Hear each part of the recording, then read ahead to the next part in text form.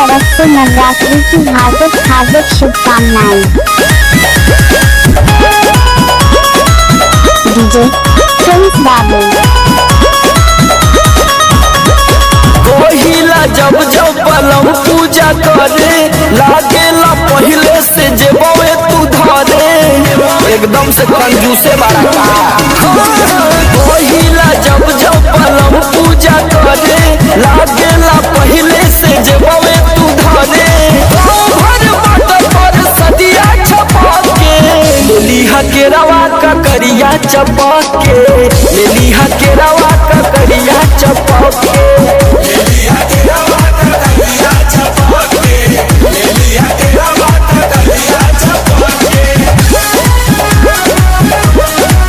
DJ Prince बाबू Chunniganj bypass Azamgarh.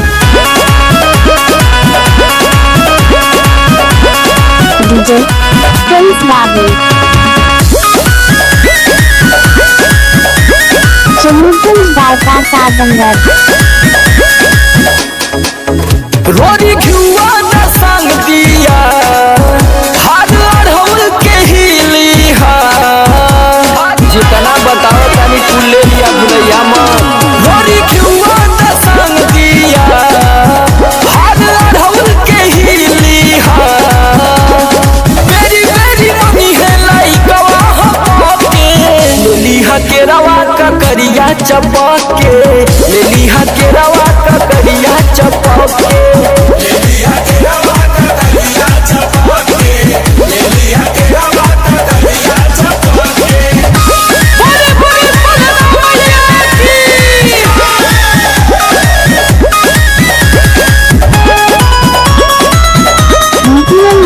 की तरफ से नवरात्रि की हार्दिक शुभकामनाएं। साथे कोइल जाई जोड़े कलसा धइल जाई